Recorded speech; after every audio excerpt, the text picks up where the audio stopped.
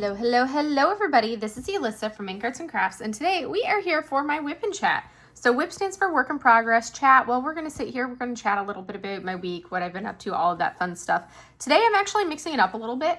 I feel like I've had a pretty uneventful week. All I've literally had going on this week has been a whole lot of work, and I worked late pretty much most days. So rather than talking about, my boring week of literally doing nothing but work, we're going to go ahead and do some tag questions. So I went ahead and pulled and created a list of tag questions. So I think there's going to be 20 things. We'll see how long it takes to go through these and kind of go from there. And what I'm working on for today, I'm also this is Vexyls. This is from Vexyls. The actual full sheet of it is going to be this right here. This is what we'll work towards being able to put stuff on. And you can see Vexyls. This is called Lumina by Freya Illustrates.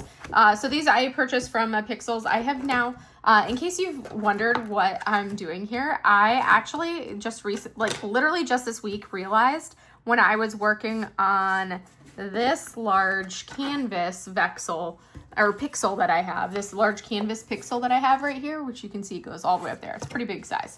So as I was working on this large one here, this week that I woke up, I did like an hour or so of work on my pixels, and then I woke up the next morning and I'm like, I've been doing really good. I kind of struggle with neck pain, the base, neck and base of the neck type of pain. And I've been struggling with it for quite a long time. And that's why, big part of why I use an easel when I'm diamond painting. And I was like, I've been doing so good. I've been doing my exercises. I've been doing great. And I'm like, why am I waking up with so much pain today? And then I was like, what have I done different in my routine? And the only thing different is I had pixeled for an extended period of time, working on this, working on the big one, and then also working on a small one that I actually just finished a little bit ago. So I was like, let me try something. So I went and I grabbed, this is my travel easel. So this is the easel I usually bring with me when I'm flying on airplanes, going on trips, doing retreats. I take this easel with me. It's like a 12 by 18 roughly, or like a 13 by 19, somewhere around in there size, folding easel wood. I like the ones that have a nice ledge right here. Because if you're doing a diamond painting, it can actually hold, your pen could sit here and you don't have to worry about it falling off. So I pulled out my travel easel and set it up here on my filming desk. And I was like, I'm going to go ahead and do that. And I have been plugging away. I have been working on this Vexyls off and on all day yesterday evening, and then pretty much off and on I've been working on pixels and Vexyls for quite a bit today, and I have no neck pain. So this is something that I don't know that I've ever seen anybody use an easel to work on their pixels, but that is my new thing. I'm like, oh my goodness, this is magical. I can work on all of my pixels and it's not going to cause me pain. So that's what we're going to do. So before we get into it, I want to kind of go over a little bit of my method. So everybody works on Vexyls differently. So Vexyls is basically, this is the final image of what you'll do, and you have to place these stickers and they build on each other. So this is 540, so that means that this rose is going to go into that spot, but you can see how there's lots of different things that I need to fill in on little stickers that have numbers that'll go on here. There's 546 different stickers to place on here. So the first one I did, I placed them on the big ones on there, and then I kind of built from there, and I was like, no, we're not doing it like that. So now what I actually do is I go through the sticker sheets, and this has 6 sticker sheets, I want to say. 1, 2, 3, 4, 5. It has 6 sticker sheets. So I look at the sticker sheet like this, and you can see how many I've pulled off of here already. So I look at the sticker sheet and I say, are there any stickers on here that have the blanks? And these ones did. So I create those and build from there. And then I go sheet by sheet, building up the stickers on here. So I built up those ones. I built up these ones down here, these ones right here. And I just keep going through all of the sticker sheets to do this. So on this sheet, we have a little bit more that I ended up, this one didn't have as many on this sheet. I don't think there were any to actually build on this one, so it's just more using for other ones. But I built some of these. I built these little leaves right here. these ones right there, and then more leaves, and then these petals. And there's always extras, so these are the ones that are like extras, but you can see these petals here, these petals here, here. I've built all of those so far. And basically I build as much of it as I can, like this, like the butterfly wings, all of these really pretty blossoms, these little bee bodies, the leaves on the bottom. And now I am on and then this was the second to last page, which is when these really started to build up. And you can see this is what it looks like with no stickers on it. And then this is what it looks like with the stickers. Then I can take this sticker and assemble from the big stickers onto here. And I find that for me personally, that flow works the greatest. So that's what I have been working on, and I've made it through this page, and I am working on the final page before I can start to assemble my stickers on the actual thing where they go. So that's what we're doing. That's kind of the method to my madness. And I actually tend to go like basically sheet by sheet. So I know this one has stickers 1 through like 157 basically, or 156. So I will stack. I just placed these ones right here with a sticker right on there. I go through and I do the whole sheet with what it would work with from this sheet, and then I move on to the next sheet, which is the next set of numbers. That's kind of my method to the madness. I do have to say I did purchase with my last Pixels order. They're like a lightweight precision applicator. I do wish it was angled. I do like angled tweezers, but this lightweight precision applicator, i.e. like lightweight, really precision tweezers with their super, super, super fine point, have been phenomenal to work with. So I really am enjoying those tweezers. So anyways, that's what I'm doing. Now I need to orient myself to where I'm at. Okay, 149. So I can get back to work on this. And what works great is I can stick this underneath the edge of my desk, or underneath the easel on top of the desk, and then I can use the edge of the desk, the angle of the desk, to kind of like you can see how I can like pre-fold the stickers up, so that way they're easy to grab with the tweezers. That's how I've been working, in case you guys were curious. And I'm doing this now with the Vexyls, and then I also was doing it with a regular Pixel as well. So this is an option in case you were curious or you haven't worked on it, because it's hard to work on these without, you know, angling your head and having the neck pain or whatnot. So anyways, we're going to kind of get into it. I have my iPad next to me with my list of questions. So you can see there's my iPad with a list of questions right next to me. And we're going to kind of go through it and see what all we have. I know that was like a really long introduction for this. So yes, we're going to get into it and see 149. So yes, anywho.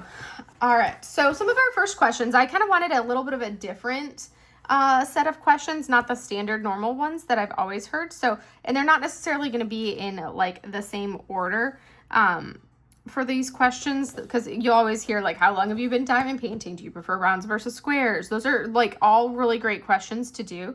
But I decided to do something like Alyssa kind of came up with some different ones that are not necessarily the most standard ones. And I kind of like them. There's some of them that I'm like, meh.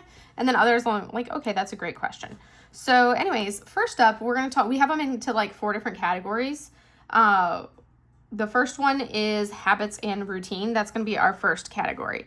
And I believe we have like 5 questions in each category. So first up, what is your ultimate crafting background noise? This could be a TV show, audiobook, podcast, music, or silence. And I usually end up, it used to be that I pretty much only did like YouTube videos, and I would watch other crafters doing YouTube. And then I got like sucked into the Asian dramas. So normally actually that's probably what I have the most. And if I don't feel like focusing on like reading subtitles while I'm diamond painting, I will then go ahead and I'll play like an audiobook and have that going. But the way I do it is, this is my phone charger. It's not plugged in right now because I'm charging my iPad, but this is my phone charger. It's Peak Design. They're actually a photography company. I use a lot of their accessories for my photography stuff. But it is you can see I've used it. This is a well-used charger. But it is the Qi whatever charging one. I can't show you with my phone because my phone is literally on the charger. But we're going to pretend that this pack of putty is my phone. So I will have it like this, and then it'll be turned sideways. So I can literally be crafting, whether it's a diamond painting or Pixels or Vexyls. My phone will be literally right here, and I can have my TV show or whatever YouTube video. Usually it's a TV show anymore, like one of my Asian dramas. I can have that going right here, and it's so close to what I'm doing, so I don't have to like change my like focal distance or anything. I can just cruise along with it. So that's what I find myself doing, either audiobooks or my Asian dramas. Those are like the two things that I spend my time listening to and watching while I am diamond painting or, you know, crafting in any way. I do the same thing if I'm cross stitching too. I tend to do the same thing with that. But yes, so that's what I do for question 1. And I will have these questions posted down below in the comments or in my description of the video. So if you want to do these for yourself, then make sure you copy them from there. I would love to see everybody else participating in these tag questions. I will tag a couple people if I remember to. I will tag a couple people to do this. Actually, I'm going to go ahead and tag a couple people now. So I'm going to tag Natalie over at Diet Coke and Diamonds, and I'm going to tag Mackenzie over at Dragon Wing Diamonds. So we're gonna, and then let's see who else. Let me pick, who do I want my third person to tag be? I'm going to tag C over at Sea of Diamonds. We're going to tag those 3. Give them those to work on tag question wise. So anyways, that was question 1. Now we're going to go into the next question. I know I talk way too much, so this is going to be long enough for me to get through all my questions because you guys know I'm a talker. So are you a morning crafter or a late night owl? I want to be a morning crafter, and I used to be a morning person, but now it's like the whole getting out of bed business just is, it's a struggle. It's a struggle. The older I get, the less I enjoy getting out of bed. So now I am 100% a night owl. I usually get the majority of my crafting and diamond painting or any other crafting that I do. I get the majority of it done from like 8 p.m. to midnight. That's when I get the majority done. So I would say I'm most definitely a late night crafter now. A lot more so than it used to be. Let's get off the tripod. That was sushi causing a earthquake for you guys. I apologize. It's the sushi earthquake that came through, or a tsunami. Instead of a tsunami, it was a tsunami. So, anyways, yes. So that is that question. I would love to be a morning person. It sounds great in theory to get up and do a little diamond painting session before you get started for the day. But no, that's not going to happen. I can guarantee you that is not going to happen. So yeah. All right. I almost missed and skipped these colors here. I need to work on this one. I think I partially did this one already because I think I started from the bottom up and I was working on the purples. So I just need to verify whether I have any of the colors that I need to put in on this one. So how many works in progress WIPs do you currently have? That's a great question. That's a great question. And normally it would be like 3 to 4. That would be my normal answer because I'm not typically a big WIP person. I'll typically have like a long-term WIP, which is usually like a cross-stitch conversion. That's either like a stitch-along project or like my Witchy Stitcher Nostalgic Tarot, which is underneath the cover right here. I'll usually have a big project like that going. And then I'll have like my main squeeze project that I'm working on. And then in addition to that, I'll have the main project, and then I will have, you know, maybe like a round or a square main project, and maybe one that was like confetti heavy that's going slow, but at the most, usually like 3 to 4 canvases is typically what I have.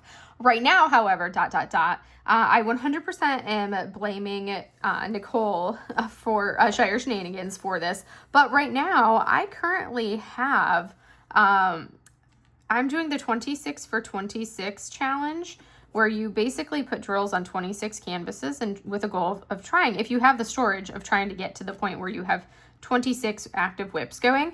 So I had 26 WIPs. I have finished 3 of them. So that put me down to 23 active WIPs going for that. And I'm not counting my cross stitch conversion. So that puts me back up to 24 WIPs. And then I just did an unboxing for a company for Letty Stitch. They had sent me a couple canvases to unbox, and I just did that this week, which you guys can check. That was the video that I posted on Friday, so if you guys want to check it out. I'm actually really pleased with Letty Stitch's quality for their canvases. I know them as a cross-stitch company, so getting them as like diamond paintings, that's something that's newer that they haven't been doing for a super long time, but I actually like really enjoyed the quality for it. But you can check out my previous video. When it's a new to me small shop that I have never worked on before, as soon as I do the unboxing, I like to do a small section on the canvas so I can see what it looks like with drills down. And ideally, I'll get like a round and a square because then I can show what rounds look like and what squares look like, because, you know, you want to know, like, you don't want to just be like, oh, that looks good, but you have no concept of what it'll look like with drills down.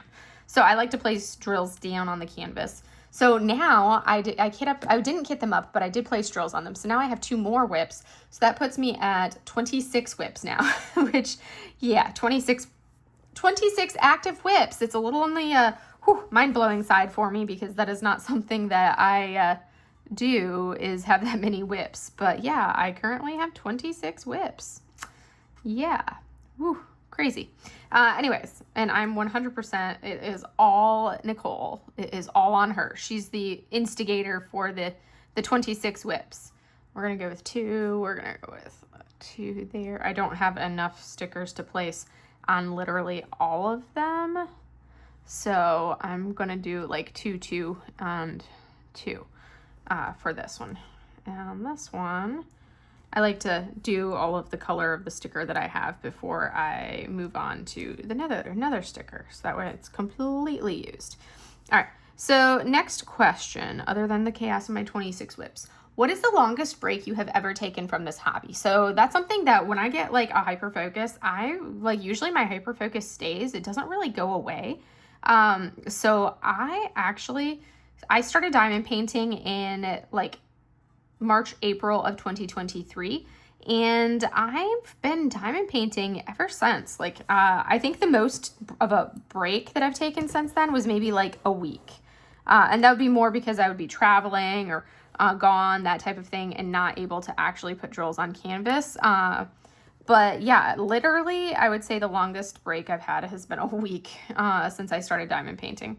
That's it. I haven't taken an actual break. I know some people do, but that's something that I can usually tell. That's why I usually will have a couple projects going, because then if it's something where I'm feeling like I'm getting a little bit burnt out, then I will say, okay, I'm going to do like kit up a bunch of things and take a break from diamond painting for a couple days. Or I will, just hyper focus on like a cross stitch project, something like that. But I've never actually taken a prolonged break or felt like I needed to take a prolonged break from diamond painting since I started, which is good. And my goal is to try to stay that way, where I keep myself where I'm, I don't want to burn out, basically, is what I'm saying for that. And do you have a dedicated diamond painting desk, or do you travel around the house? So I'm really fortunate. I did a whole video for you guys a few weeks ago where I showcased my studio, my office or studio, basically my crafty space. And I am really fortunate that I have an entire massive room for crafting. So I have my own dedicated diamond painting desk. And that is, my diamond painting desk is to the right of me with my big massive easel, the big massive light board, all of that stuff. So that way I have my canvas and it can lay completely flat across the easel, and I don't have to worry about it like angling over the edge or anything like that. So I'm really fortunate. I do have that dedicated diamond painting setup. So that's a little bit on habits and routine. Now we're going to talk a little bit about tools and setup. So I need to move to the next sheet of colors. So let's see. We're going to move that over so I can see my stickers. And now we're going to come back to the beginning and start over with these. And we're going to go with 167. That's going to be the first color that I do. So yeah, so basically okay, let me give myself tools and setup. What is your absolute favorite tray to use? So my absolute favorite tray, if you guys have watched any of my whip and chats lately, you would know that my absolute favorite tray to use is my Yellow Dog Designs trays. I have a narrow and I have a small from Yellow Dog Designs, and those two trays are just like, they are legit probably the only trays I've really used since I got them, and I've had them for what, like a year and a half now. I said, get off my iPad, brat. Mochi just jumped onto my iPad. She's traveling through. Hi, Momo. Hi, baby. She's right here in case you guys couldn't tell. So yeah, so I have yeah, sorry, I distracted myself. I was like, what was I saying? So yes, my yellow dog trays are my absolute favorite trays to use. I like the narrow and I like the mini. Next question. Are you team wax, team putty, or team glue dots? Yes, except for the glue dots. I don't do glue dots. So I am team wax for my single placer. And then I am team, and I use WeWax. I exclusively use WeWax. And for team putty, for my multi-placer, because I like to have that putty in my multi-placing side. So I do a little bit of both the putty and the wax. And the wax that I found works best for me in my current climate is the putty that works best for me in my current climate is from Randa's Crafty Corner. And that's because it is so humid here. I need that like really thicker, kind of drier putty to go through. I have struggled with some other putties that have not worked as well for me. So that's something that most definitely I would say the Randa's Crafty Corner putty. I tried glue dots, cannot use glue dots, do not like glue dots. And a next question, what is your number one tip for using a multi-placer? So this is one of those things where it's like, you know, I would say practice. The biggest thing is practice. Also, like when I'm placing, I actually just moved all my pens over. I'm going to grab a pen and showcase, even though we're not actually diamond painting right now. So your number one tip for using a multi-placer, one, you want to get a multi-placer that you're comfortable with. Like if I had to pick one multi-placer that I could not live without, it's actually an 8-placer. This one's a 10. But when I'm doing my multi-placing, I don't press straight down like this, especially more so with rounds. You kind of have to place and swoosh up, especially in the older canvases where the grid isn't super tight. Also, just get comfortable with the multi-placer. I single place with my multi-placer. And if you want to talk about being able to, like my number one tip would be getting used to being able to pick up all of the drills and then place them and be able to say, okay, one drill here, one drill there, one there, and kind of work your way through all of them on here using like all 10 drills that you can place individually from the multi-placer. That's probably the biggest tip that I have. That saves so much time versus having to run over to a, sorry, as I smack into my stuff. It's what I get for trying to sit cross-legged. But yeah, that's what really saves the most time that I've found for me personally is there.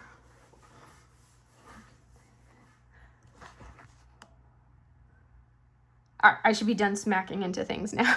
But yes, that's the thing that I found has saved the most time for me is multi-placing with, or single placing with the multi-placer and just getting used to doing that. It just really helps expedite the process for everything. But yeah, that is my number one tip. Do you use a light pad for every kit or only on dark canvases? I love my light. I actually have a light sitting right up here. You can see there's my ring light, which is higher. I would normally have it like legit all up in my business way down here, which is giving this glare. So it's like literally the light is like 3 inches above me. But I moved it back so that way I wasn't like blinding you guys with the glare on here.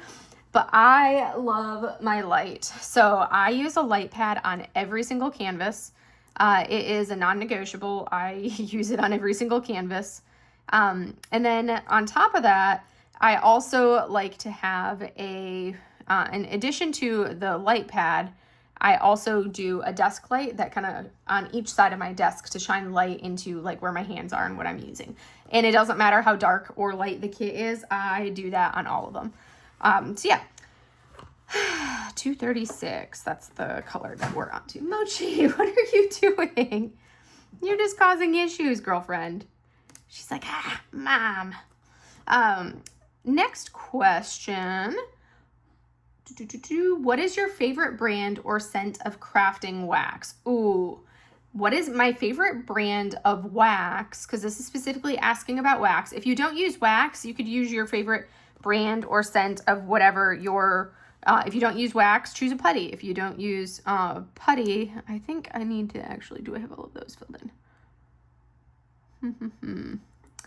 I think this one actually needs to be moved up to there because that one is more filled in. Because I'm like, I don't want to have that be one that's not filled in properly. There we go.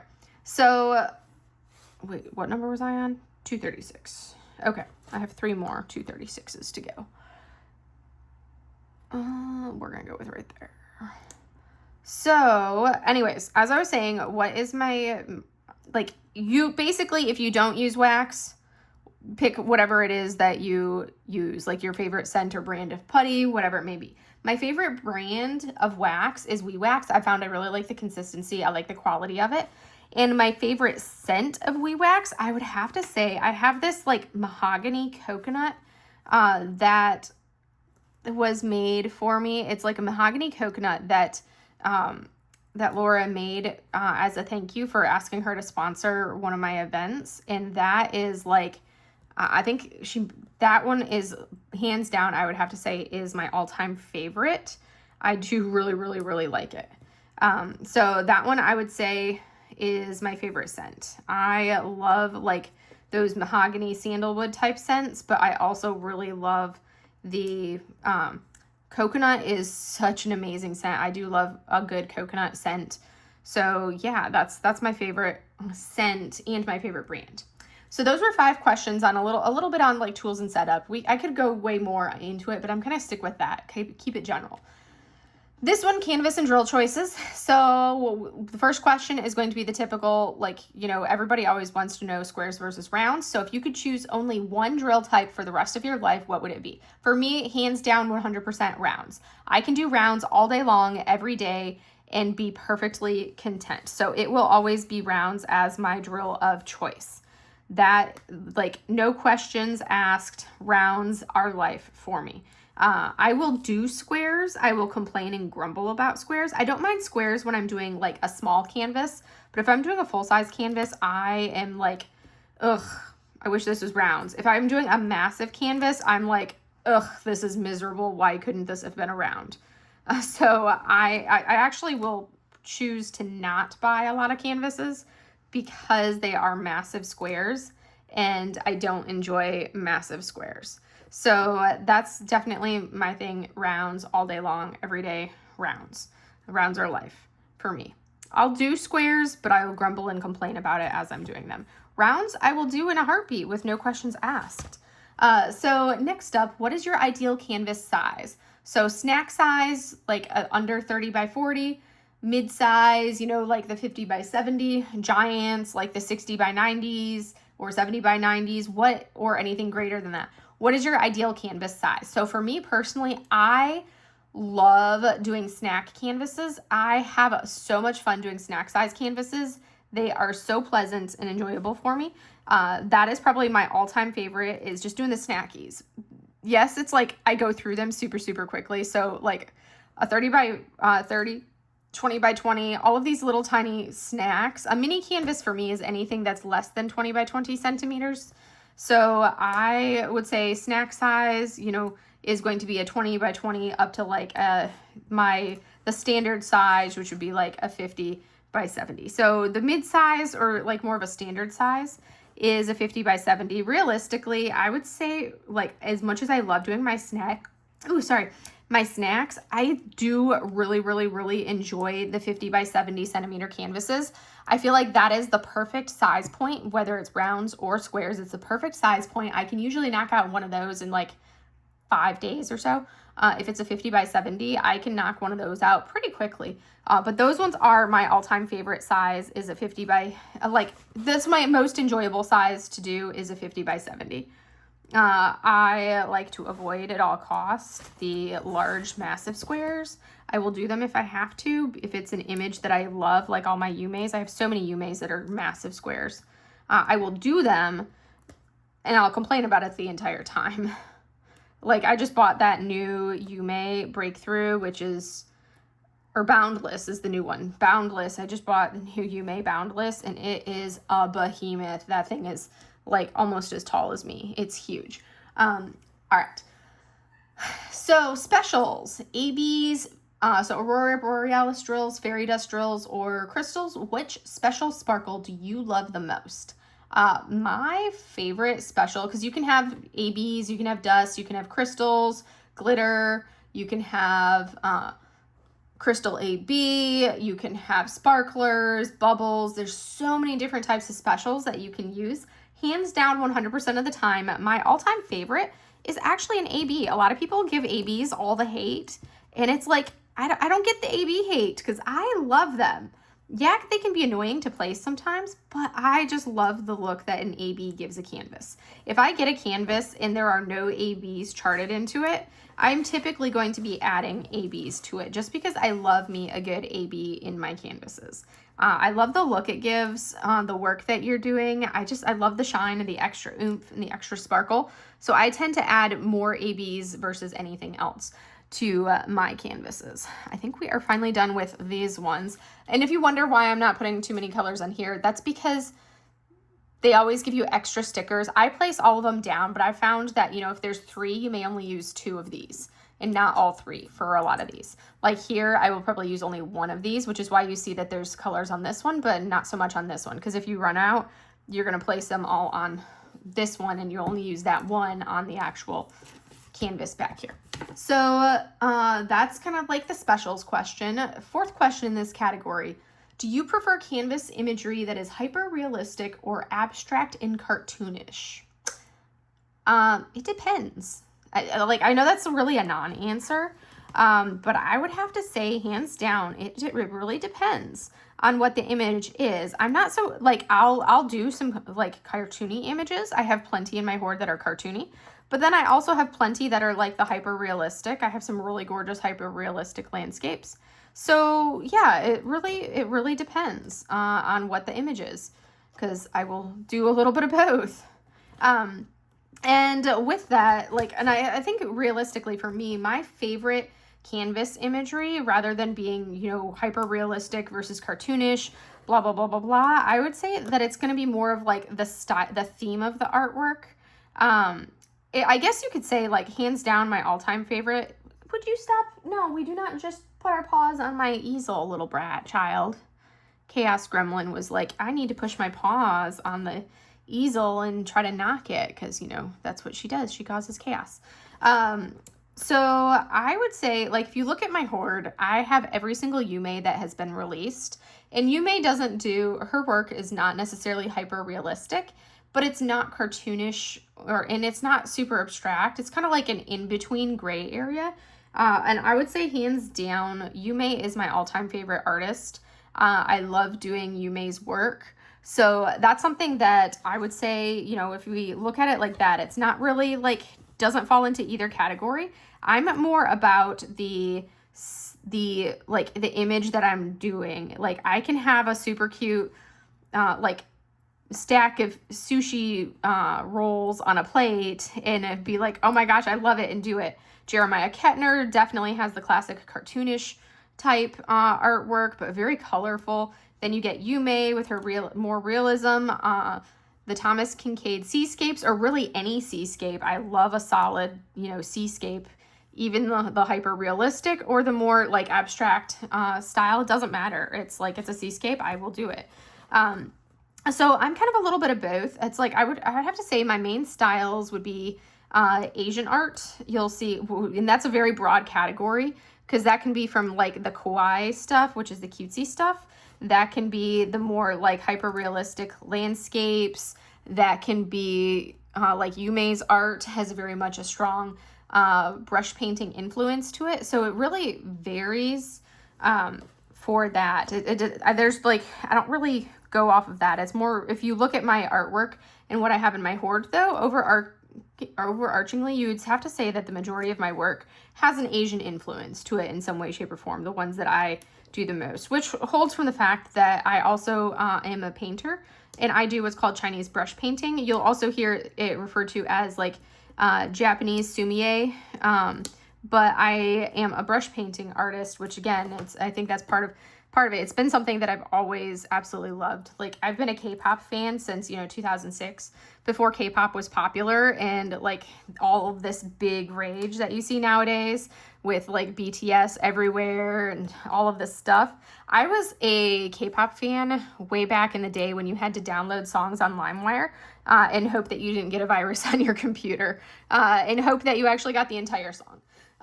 So yes, so Yeah, that's a hard to get question for me to answer. Confetti heavy or color blocking heavy? Which makes you happier? If you guys have been around for any amount of time, you should know that I do not enjoy confetti. I will do it if I absolutely have to, but I do not enjoy the confetti. I will do the confetti if I have to, and I will grumble and complain and like bemoan my life as I'm doing it. I have to see if this one, 254, because the flowers are just slightly different. So I have to see if it's also right there, which is slightly different than those ones. Okay, perfect. I just had to see how many I needed for that. So given a choice between my rounds versus given a choice between confetti and color blocking. And if you don't know what that means, so confetti, it means that you have a lot of color changes in a small area. And color blocking means that you actually needed to put that up onto these two. And color blocking, it means that you have a lot of one color in an area. So you're not really changing colors. You're basically doing a lot of multi-placing at that point in time. I love my color blocking. I love to just go to town on color blocking, and especially if it's rounds, like I can color block rounds for days. It's so enjoyable for me. So I most definitely enjoy my color blocking, and given the choice between the two, hands down, I will go with color blocking any day. I really do not enjoy confetti in large squares. That is probably the thing that I hate the most, is large square confetti. But give me the color blocking and I am happy. So yeah, that's the biggest thing for me. I will color block round or squares. I will do confetti in rounds, but groan about it. But you give me a really confetti heavy square and I'm like, ooh, this is not enjoyable. Not enjoyable at all. So that is kind of like the main questions on like drill, canvas and drill choices that I have. Next up, we have a few questions on stash and community. That's gonna be the next category that we're gonna go over a little bit of for you guys. I need to see, where was I picking colors out? So 143. Did I not pick that one off of this previous one? I apparently did not. See, this is when I grab the previous page to stick the stickers for 143s. Where was 143 at? I saw that number somewhere. There it is. I have 6 of these. We're going to go with 2 here, and then we'll do 2 there and 2 there. So 143. So stash and community. This is going to be the one where these are the questions that can be tough for people to say. And initially I was like, I don't want to answer questions like these when I first started, building up my hoard. And I call it my hoard for a reason. If you ever wondered why I call my diamond, I don't say I have a stash, I have a hoard.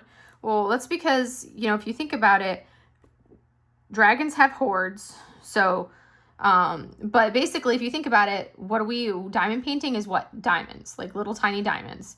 Not real diamonds, but yeah, obviously you guys get the gist. But you diamond paint diamonds. So they're sparkly, they're shiny, they're diamonds. Dragons hoard diamonds. Thus, I don't have a stash, I have a hoard. So we're all dragons and we're all hoarding our diamond paintings. So that's basically how my brain works for this whole, gist of it. Oh, I forgot to continue onto these ones here. I keep distracting myself. 232. Let's go with 232. So yes. So yeah, that's why you'll hear me call it a hoard. That's kind of like my reasoning and justification behind why I call it the hoard. It's because we're dragons and dragons have hoards and they hoard gems and diamonds, and we're diamond painting, which is diamonds. So that's why it is now a hoard and not just a stash. So anyways, I digress. 263. I think I already used that color. Now I need 182. First question in this category: how many unstarted kits are currently in your stash or your hoard? If you're like me and have hoards, how many unstarted kits, not counting your WIPs, how many unstarted kits do you have in your hoard? I currently, and I'm only counting canvases that I have actually received and have fully arrived. So I'm not counting things that are like you're waiting on to arrive, because it's technically not in my hoard yet if I don't have it yet. So I currently have, I want to say, let me actually pull up my Gems Flow and I can tell you the most accurate, up-to-date number. I currently have 416 not started canvases in my hoard. I'm trying to get that number to be down closer to 350.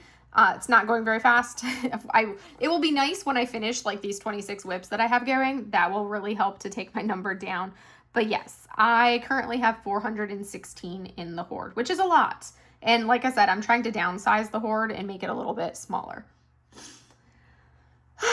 Next up, the next question. Let me see. I think I got both of those. Let me see if I have any other. 237. Next question. What is the most expensive diamond painting item you have ever purchased? So this could be anything. This could be, you know, a desk. It could be, you know, a light pad. It could be a certain accessory. Pretty much any of that. Anything goes for it. And I'm like, that's a tough question, because I'm like, I am fortunate enough that I don't necessarily pay attention to cost a lot of times. I'm really fortunate in the fact that I can actually do that and I don't have to think about it too much. But I'm single. It's just me and my cats. I don't have to worry about, you know, having a family or anything like that to have to pay for. What color am I working with? 237. Where is 237? There it is. So for me, that makes it a lot easier for me to be able to purchase stuff. And I'm like, honestly, oh gosh, maybe I would have to say probably the most expensive thing. I probably have a pen or two that were close to like 70 or 75 bucks brand new, which is crazy to think about that cost. But I also really don't buy a lot of pens anymore just because of how expensive they are. And I have so many. So that I would have to say I probably spent most on a pen, more so than anything else. 203.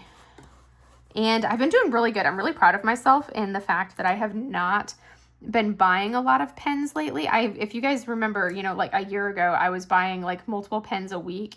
I was spending so much money on pens, and I have been very good lately. And I have been, maybe I'll buy like maybe 1 pen a month these last, I would say that I've been kind of averaging a pen a month the past 6 months, which is a huge improvement for me over what I was doing like last year. I was doing like a small shop haul literally every single Monday because I was buying all the things. And now it's like I do a small shop haul once in a blue moon, only when I get enough stuff built up. And that's because I literally have not been buying accessories or anything like that because I have so much of it. So I really don't need more accessories. So, but I would have to say the most expensive thing has probably been a diamond painting pen for me personally. Because there are certain brands of pen that were like a little bit pricier than others, like Swampwood were some of like the most expensive ones, I want to say. But those pens were just so fantastic. So yeah, I would say pens, those what I've spent the most on. Have you ever completely ruined or thrown away a kit? I've actually never technically thrown away a kit, and I've never really technically like per se ruined a kit. I know there's a kit that I decided I really did not like how it was rendered. So I basically started re-rendering it as I went. And as I was working on it, I was re-rendering it as I went. And I'd have to say that one, it's kind of one of those things where it did not look, it was kind of one of those things where I would never like display that particular canvas because it just did not look the greatest once it was done. But I used it as like an experiment and as like an example for people on like how you can re-render pieces as you go, and kind of shows like 3 different options of how you can do it. I did not throw it away though. I guess you could sort of consider that ruined, but not really. It was more of like I used it, turned it into a learning experience. I've never actually thrown a kit away, even like because I've just never had any that are like atrocious enough to do that. I've definitely donated a bunch of kits that I felt like were, you know, a lot of the older Amazon kits that I had purchased initially when I first got started. I ended up donating those, but I've never actually like thrown any away. There have been a number of kits recently that I have like DNF'd or did not finish. And oh gosh, so there's been a bunch that I have done that did not finish too. And those canvases, I actually end up just like giving them to somebody. I'll be like, okay, hey, I'm not finishing this. It may already have a section done. If you want it, I will send it to you. You pay for shipping and it is yours. So I've done that for I want to say I've done that for like 3 kits recently that I wasn't the happiest with how they were looking, but I couldn't bring myself to completely throw them away. So I ended up being like, okay, you guys, if you want it, you can have it, pay for shipping. And, you know, obviously, you know, I'm destashing it and getting rid of it for a reason, but I've had people reach out and be like, absolutely, and take it and pay the shipping to get those kits. So I'm like, okay, that works for me, because then I know it's not going directly to the trash, and it can go to someone who maybe wanted to try something from a shop, or they wanted to, you know, try a different shape but not have to put a lot of money into it, things like that. So yeah, I've definitely done that for a number of kits. And then, but none that I have actually technically all the way thrown away. So that's something that's, yeah, never actually done that. And 114, I like how I've completely missed this color from this previous sticker sheet. And the last question that I actually have on here, who is your favorite diamond painting? Oh, wait, I missed one. I skipped down. What do you do with your finished canvases? Portfolios, framing, gifting, storing. So I'm probably, a lot of people are always shocked because I've got so many finishes. I've finished probably around 300 projects already. I'm almost at 200 of full-size canvases, but I have finished about 300 total projects in the 3 years that I've been crafting and diamond painting.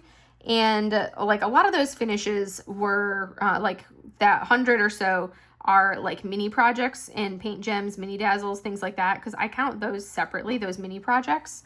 If they're less than a 20 by 20 centimeter, they don't get logged as one of my regular finishes. They go in their own category. So altogether, I finished about 300 projects, and I have them, originally I was storing them in portfolios, but I have since moved to storing them in, essentially now they are stored in, interesting that I put this sticker here. I'm like, oh, this one needs to be over here. Good catch before it got too far along. So I since purchased one of those like architecture's like map cabinets, which are those massive flat cabinets. They're huge. They're super, super big. So if you don't have a lot of space, it's not something that you'll find yourself able to really utilize. You need to have the space for them. But yeah, I have been using these super big ones, and that's what I store them in, and I store them by year.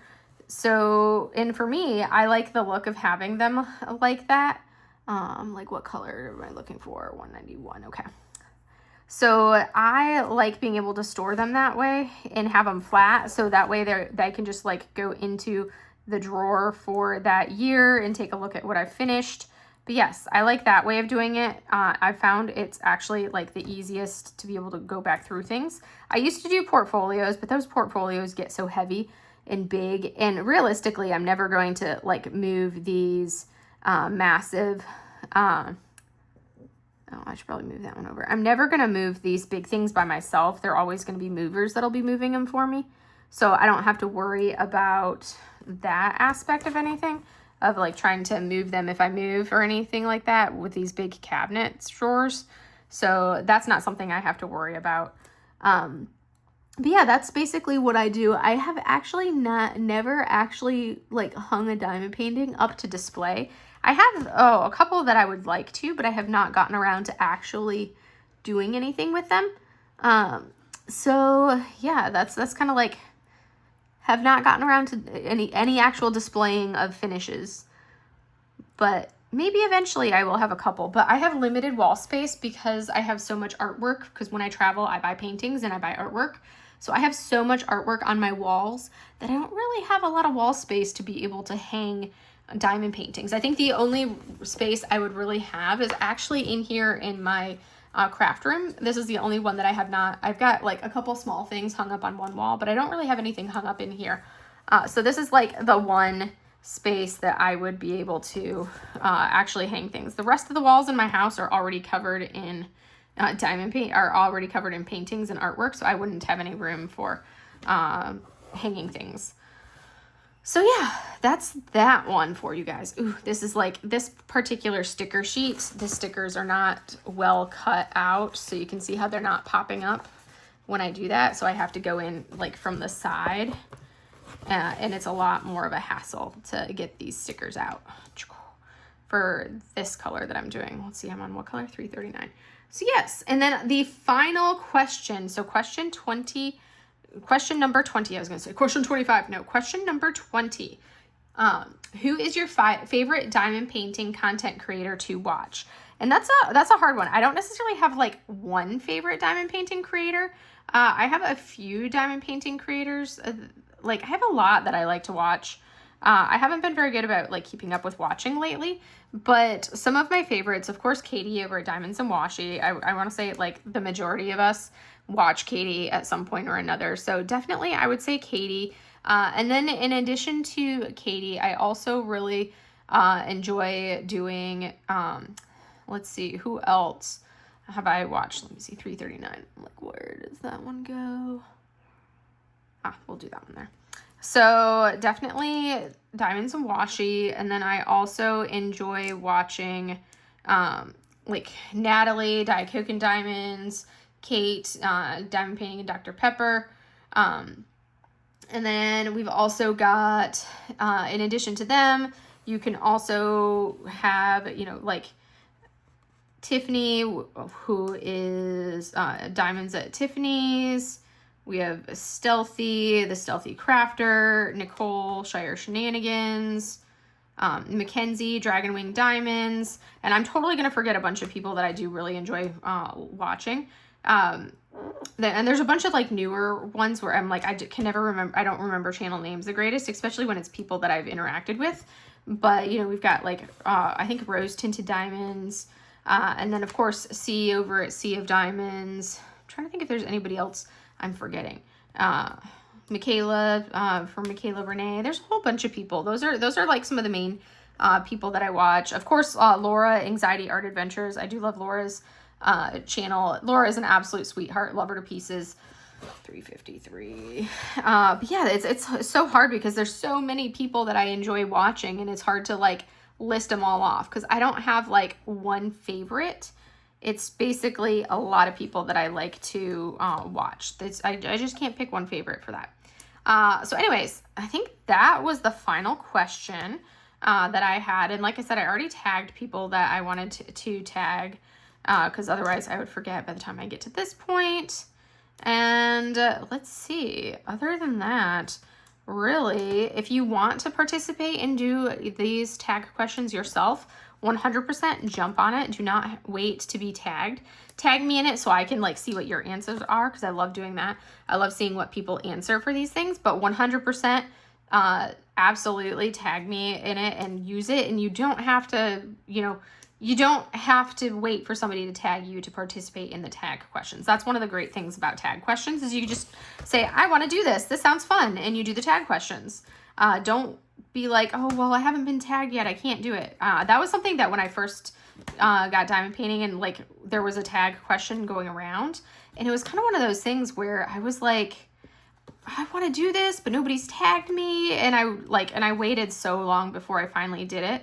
Don't wait, jump on it. If you're watching this right now and you have a channel and you want to do your own tag questions, or do these tag questions without me having tagged you, go do them. Enjoy them. Enjoy the tag of it. It's kind of fun doing them and kind of getting those different answers. And hopefully this kind of mixed it up a little bit different than like the standard questions. Some of them are fairly standard questions because they're kind of some of the classic questions we all like to know. But I hope that they kind of provided some interesting different answers for it.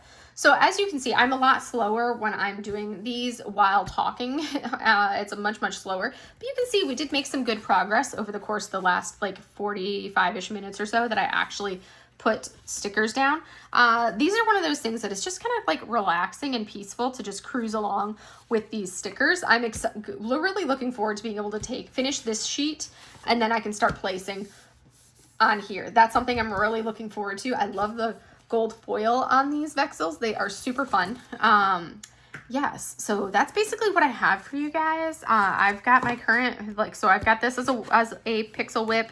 I've also got or well, it's technically a Vexyls. And then I have this pixel whip right here, which is this large landscape that you guys can see. It's a cityscape. I'm making progress on it. And I think now that I'm officially 100% moved over to my easel, this will go a lot faster, because I was struggling with working into the upper reaches because it was so far away and my placement was absolutely atrocious. Like, this is an absolute mess down here, but this is the first full-size canvas I've worked on.